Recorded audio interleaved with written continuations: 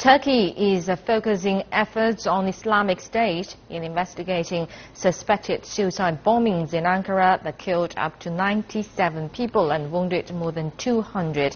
The office of Prime Minister Ahmet Davutoglu says 2 male suicide bombers carried out the weekend bomb attacks, and the pro-Kurdish People's Democratic Party claims the toll is far higher at 128, but authorities have not confirmed this yet.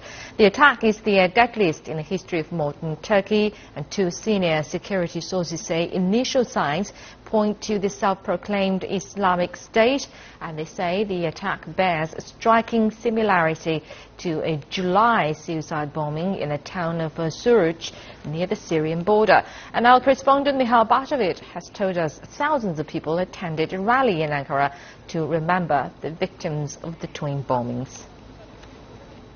Minor scuffles broke out in Ankara, in the capital Ankara, at the train station where the attack took place on Saturday, as people were trying to pay the tribute to the victims of the attack. They wanted to lay carnations, but police prevented them from doing this, and that's where minor scuffles broke out. However, it's important to point out that no major violent clashes broke out. With so much tension in Ankara, that was a potential, and that did not happen, which was important to see. There's a lot of furious. Thousands of people gathered in the capital Ankara during a rally where they protested, where they condemned the attack that took place on Saturday here in Ankara. The protesters were blaming the government for the attack. They said that there was a lack of security. Meanwhile, there were a lot of anti-government slogans being chanted.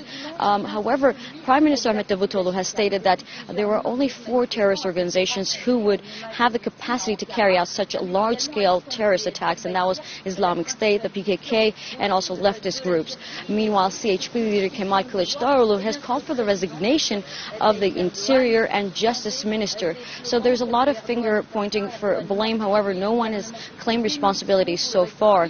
It's also important to note that the Turkish military has reported they have conducted airstrikes against the PKK in northern Iraq. With these airstrikes, they have stated that 30 to 35 PKK militants were killed. So it's going to be important to see how the PKK, whether or not the PKK will react violently in the upcoming days, as Turkey is embracing for upcoming elections on November 1st. This is Michal Batovic for CCTV in Ankara.